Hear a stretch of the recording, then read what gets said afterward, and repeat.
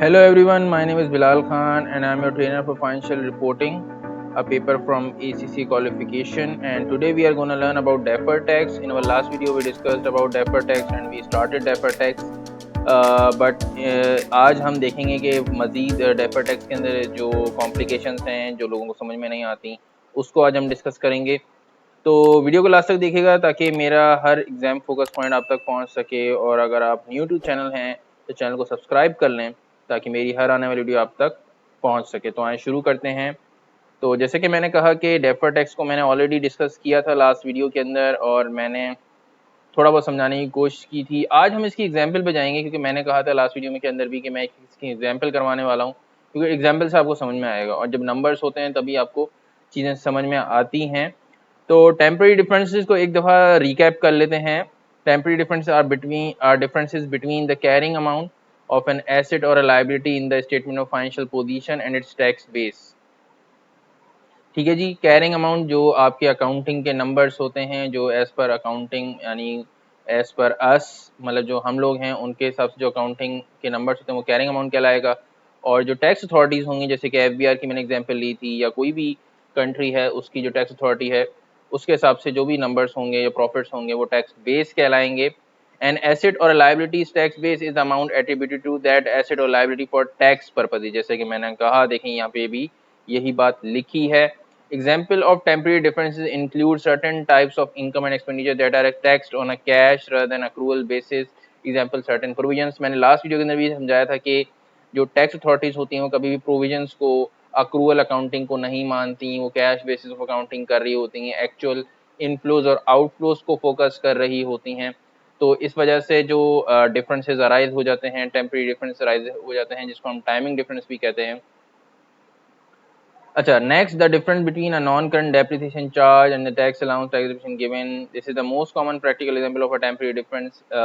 और ये आपके एग्जाम से रिलेटेड भी काफ़ी इम्पोर्टेंट है। और जो डेप्रिसिएशन है उसकी वजह से जो टेम्पररी डिफरेंस या टाइमिंग डिफरेंस आता है वो आपके लिए काफ़ी इम्पोर्टेंट है। और जो है क्योंकि जो टैक्स अथॉरिटीज़ होती हैं उनका नॉर्मली टैक्स रेट डिफरेंट होता है, और जो आपके रेट्स होते हैं डेप्रिसिएशन के जो कि हम स्ट्रेट लाइन और reducing balance method normally use कर रहे होते हैं वो डिफरेंट होते हैं, और उनकी जो WDV होती है वो डिफरेंट होती है, या टैक्स डेप्रिसिएशन आप कह लें।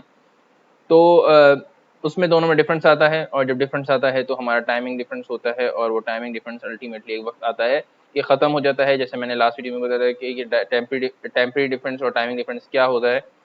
अच्छा, for your examination non current asset are the most likely source of temporary differences. ये आपके लिए मोस्ट कॉमन एग्जाम्पल होने वाली है टेम्पररी डिफरेंस की, नॉन करंट एसेट की, जो मैं एग्जांपल आगे चल के अगली वीडियोस के अंदर भी कराऊंगा।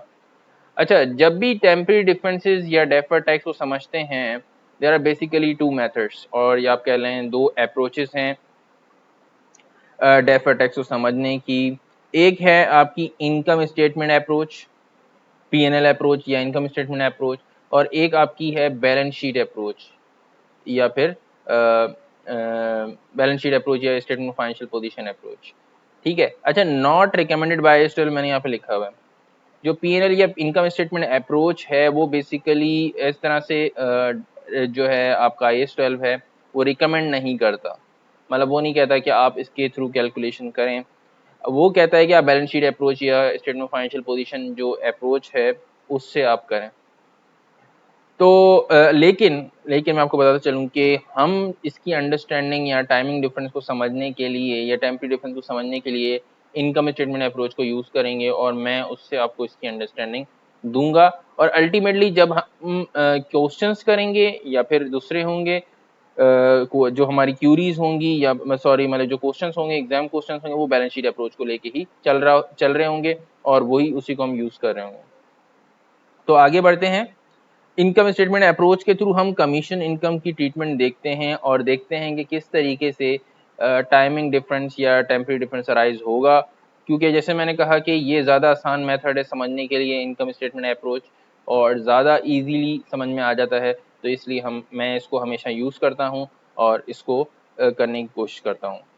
तो आए देख लेते हैं कि जब मैंने एक एग्जांपल ली हुई है 2021 के अंदर अकाउंटिंग प्रॉफिट्स भी लिए हुए हैं, मैंने टैक्स अथॉरिटीज़ के प्रॉफिट्स भी लिए हुए हैं। और जैसे कि मैंने देखा कि हमारे हिसाब से जो प्रॉफिट्स हैं $100,000 हैं, डॉलर 100 मिलियन कह लें आप इसको, 100 मिलियन है, और टैक्स अथॉरिटीज़ के हिसाब से भी डॉलर 100 मिलियन ही हैं। लेकिन क्योंकि हम अक्रूवल अकाउंटिंग करते हैं तो हमारी कमीशन इनकम इसमें इन प्रॉफिट्स में ऐड हो रही थी, वो ये रही डॉलर 10 की। लेकिन आप देख सकते हैं कि टैक्स अथॉरिटीज़ में मैंने इसको ऐड नहीं कराया है, क्योंकि टैक्स अथॉरिटीज़ अक्रूवल अकाउंटिंग को नहीं मानती और हम हमेशा इसको अक्रूवल अकाउंटिंग के बेसिस पे कमीशन इनकम को अक्रूवल बना रहे होते हैं कि हमारी ये एक तरह से इनकम होने वाली है, मतलब इसकी एक हम एस्टिमेशन की बेसिस पे, एस्टिमेशन में एक्चुअल की बेसिस पे ही कर रहे होते हैं, लेकिन हम इसका अक्रूवल बना रहे होते हैं जो हमारे जो बेसिक कॉन्सेप्ट्स हैं उसके हिसाब से।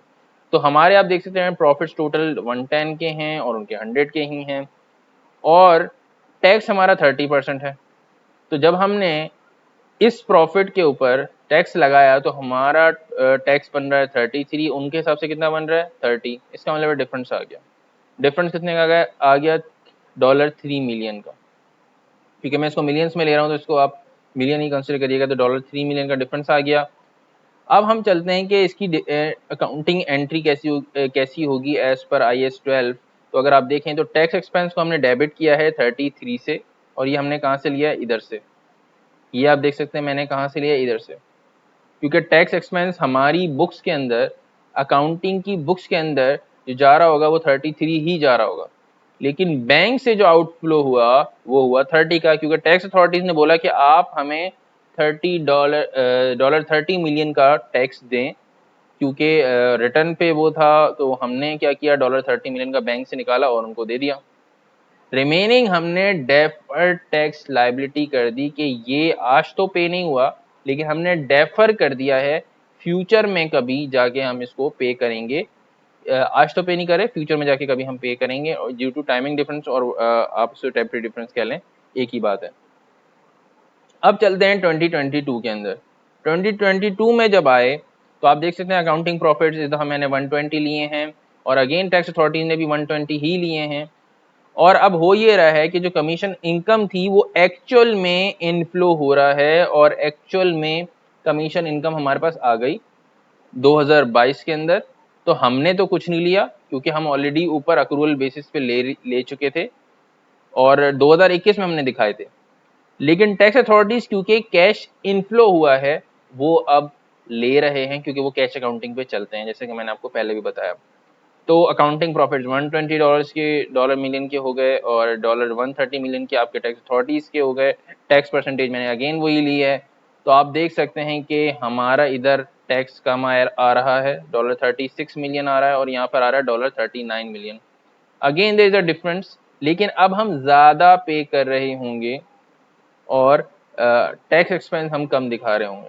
तो बिल्कुल ऐसे ही मैंने किया। आप देख सकते हैं टैक्स एक्सपेंस मैंने 36 का लिया है यहाँ से, और जो 39 मिलियन का है मैंने यहाँ से लिया है। आप देख सकते हैं स्क्रीन के ऊपर कि मैंने 39 मिलियन का यहाँ से लिया है।